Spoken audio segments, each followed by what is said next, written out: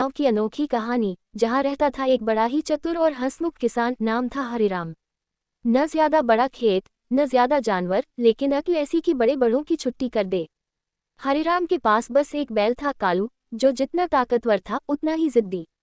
अब गांव वाले सोचते थे, ये हरिराम तो बड़ा सीधा सादा है, खेती बाड़ी से क्या कमाएगा।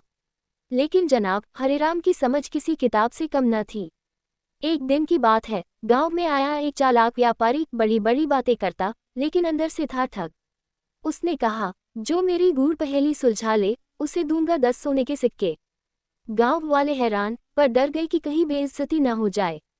हरिराम बोला, मैं हूं न, पहेली पूछो। व्यापारी बोला, ऐसी चीज बताओ जो चलती भी है, रुकती भी है, बोलती नहीं, फिर भी सब समझ जाते हैं। गांव वाले सोच में पड़ गए, पर हरिराम मुस्कुराया और बोला, बैल की पूंछ। व्यापारी हक्का बक्का, कैसे? हरिराम बोला, जब बैल की पूंछ हिलती है, सब समझ जाते हैं कि वो खुश है, जब पूंछ रुक जाती है तो मतलब कुछ गड़बड़ है। ना बोलती है, ना लिखती है, पर सब जान जाते हैं। गांव में हंसी का ठहाका गूंजा।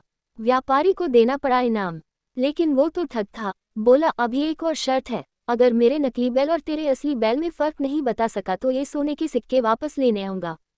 हरिराम ने बिना डरे कहा, कल सुबह देख लेना। अगले दिन व्यापारी 2 बैल लेकर आया, एक असली और एक लकड़ी का हूबहू नकल। गांव वाले पहचान ही नहीं पाए। व्यापारी मुस्कुरा रहा था, तभी हरिराम बोला, कालू को लाओ। हरिराम ने अपने बैल को नकली और असली बैल के बीच खड़ा किया और पास में हरी घास रख दी। कालू गया असली बैल की ओर, सूंघा और फिर घास खाने लगा। लकड़ी के बैल की ओर उसने देखा भी नहीं। हरिराम बोला, जानवर जानवर को पहचानता है, पर धोखा नहीं खाता। गांव वाले ताली बजाने लगे। व्यापारी की अकड़ ढीली पड़ गई। हरिराम ने कहा, दिमाग से खेती करोगे तो खेत भी सोना उगलेगा और जिंदगी भी हंसी खुशी कटेगी। और बस यूं ही हरिराम गांव का सबसे चहेता और होशियार किसान बन गया।